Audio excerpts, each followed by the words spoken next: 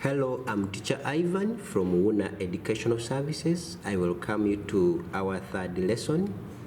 We are still looking at linear motion in A-level physics.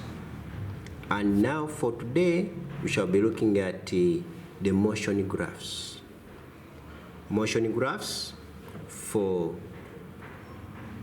uniform velocity, for uniform acceleration, for speed, and so on. So we shall start with the graphs that show uniform velocity. Uniform velocity is shown on three kinds of graphs. It is shown on a displacement time graph, which appears as the gradient of the straight line.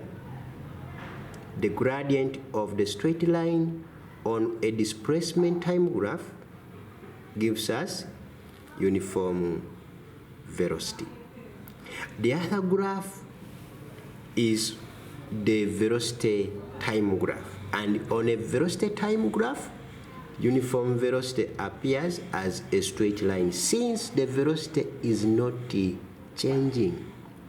As time continues to increase, velocity is maintained constant, so it is shown by a straight horizontal line. The other third graph is the acceleration time graph. On the acceleration time graph, how should we represent uniform velocity? Because at the back of our minds, we must know that from the equation of acceleration, which is the change in velocity over time, since velocity is uniform, therefore the change is zero. And on an acceleration time graph, for a uniform velocity, that acceleration should be zero, or there is no acceleration.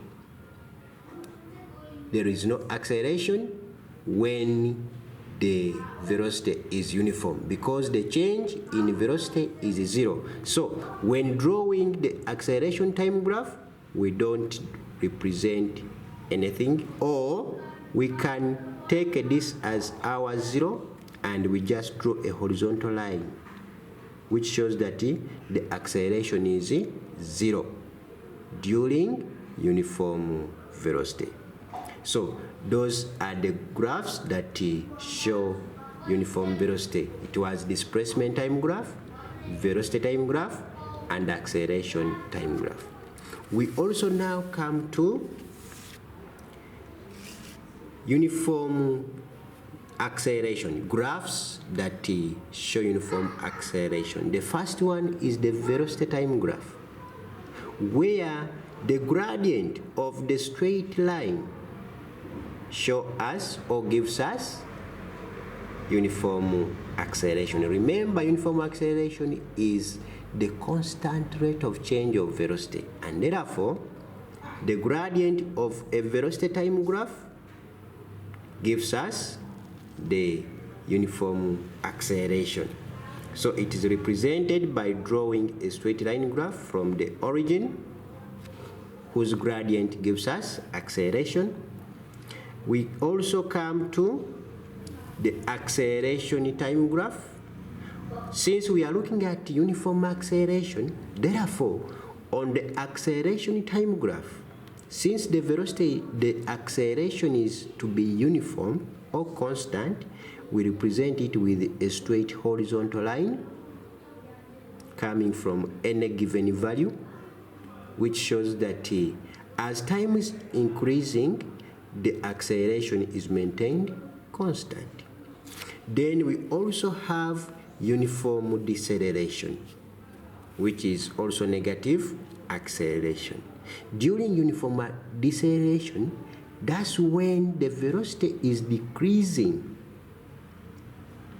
in a given time interval. So we represent that, and the gradient of this line to be a negative gradient, which shows that the speed of the object or the velocity of the object is decreasing, and therefore deceleration is represented by negative acceleration. So that's how we shall represent uniform acceleration and uniform deceleration. This should be the origin. Then we come to another kind of graphs. The other will be the scalar graphs for a freely falling body. We shall start with when we talk about scalar graphs, we mean graphs of scalar quantities, and these are speed and distance. So we shall start with a speed time graph. For a body that is falling freely from a certain height, as time increases, its speed also increases. So that is one. Then we also have the distance time graph. So in a distance time graph, as time increases, distance increases, but it increases more rapidly when we have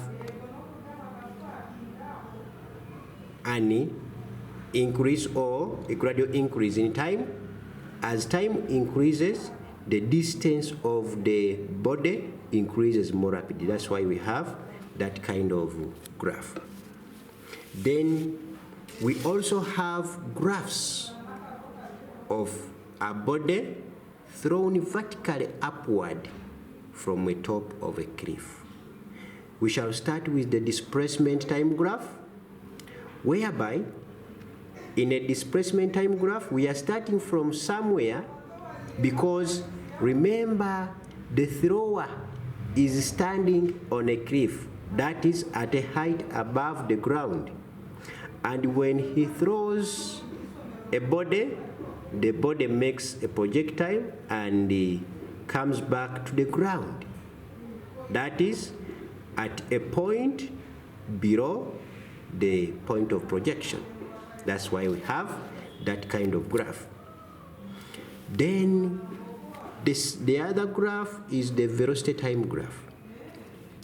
It is represented by a straight line that goes through the time axis. This is the positive side of velocity, this is the negative side of velocity, and this is the origin.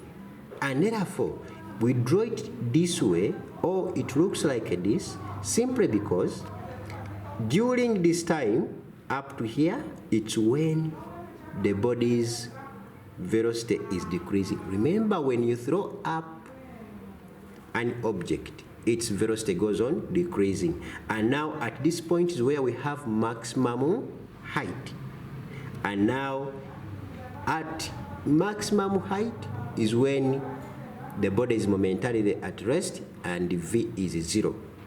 But beyond that, it starts coming down and its velocity becomes or starts to increase. But this time it increases in opposite direction. That's why it's negative.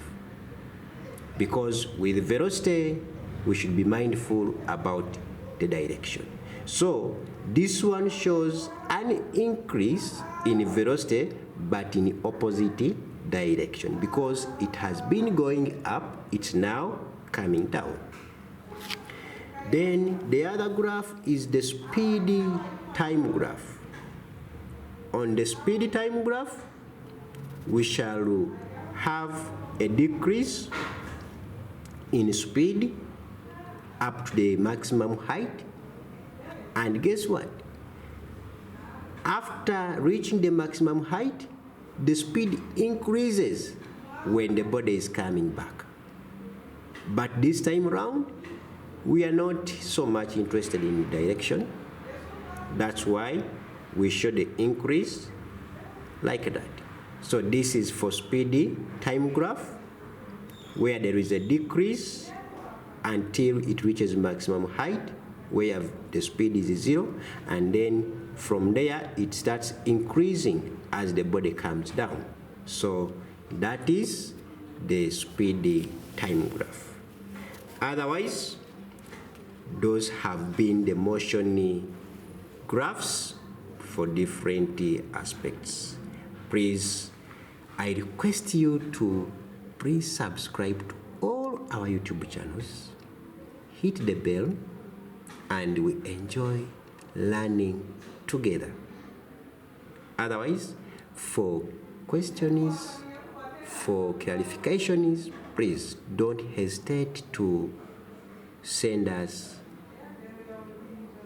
a message on our emails, WhatsApp numbers, or even the comments, so that we may get to know how we are serving you and where to improve. Otherwise, go to our homepage, scroll down, and you'll find those channels. Please subscribe to them, and we make your learning as simple as it has never been. I'm Teacher Ivan. We meet for the next lesson.